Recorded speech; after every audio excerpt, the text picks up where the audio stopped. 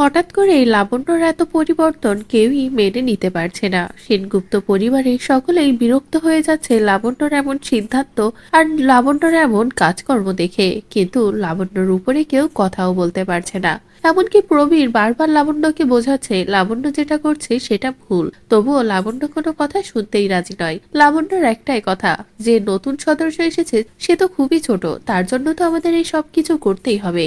কিন্তু লাবণ্য এটা ভাবছে না যে দীপার জন্য এই সবকিছু মেনে নেওয়া মোটেও সহজ নয়। এদিকে সোনার উপাও তো মানতেই রাজি নয় যে এভাবে মিষ্টা এই বাড়িতে থাকবে তার সন্তানকে নিয়ে, আর এভাবে তার মা দূরে দূরে থাকবে। কিন্তু লাবণ্য যখনই কারোর কোনো কথাই শুনছে না তখনই দীপাও রেগে যায়। দীপা সিদ্ধান্ত নেয় সে এবার নিজের দুই সন্তানকে নিয়ে এই বাড়ি ছেড়ে চলে যাবে।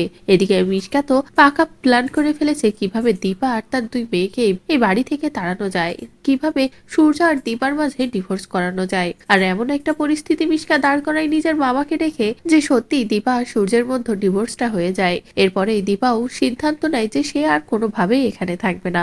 অন্যদিকে আছে অর্জুন। অর্জুন দীপার বাড়িতে গিয়ে দীপার পেল না, তারপরেই চারিদিকে খোঁজ লাগানো শুরু করলো দীপা কোথায় আছে। তখনই অর্জুন জানতে পারে দীপার বিয়ে হয়ে গেছে, এমনকি দীপার দুইটা সন্তানও আছে। যেটা জানার পরে তো অর্জুনের ভীষণ ভালো লাগে। তারপরেই অর্জুন কোনো কিছু না ভেবে সোজা সেনগুপ্ত বাড়িতে চলে আসে দীপাকে এক পলক দেখার জন্য। কিন্তু সেখানে এসেই দেখে দীপাও বেরিয়ে যাচ্ছে নিজের দুই মেয়েকে নিয়ে। আর এটা দেখে অর্জুন পুরো অবাক হয়ে যায়। তারপরে সবটা জানতে পারে যে দীপা কোন পরিস্থিতির শিকার। আর এটা দেখে অর্জুনের এতটাই কষ্ট লাগে, অর্জুন বলে দীপা কোথাও যাবে না, দীপা আমার সাথে যাবে। বলেই অর্জুন দীপাকে বলে দীপা চলো, আজ থেকে তুমি আমার বাড়িতে আমার কাছেই থাকবে। যে কথা শুনে তো দীপা এমনকি সেনগুপ্ত পরিবারের বাকি সকলে অবাক হয়ে যায়। এদিকে দীপা তো বুঝতে পারে যে অর্জুনের মনে আজও দীপার জন্য সেই আগের মতো জায়গাটাই আছে। তো বন্ধুরা, এবার কি সত্যিই তাহলে সেনগুপ্ত বাড়ির সকলের সামনেই দীপা অর্জুনের হাত ধরে চলে যাবে, অর্জুনের সাথেই থাকবে? আর সত্যি যদি দীপা এবার কঠিন হয়ে সূর্যের সাথে এবং সেনগুপ্ত পরিবারের সকলের সাথে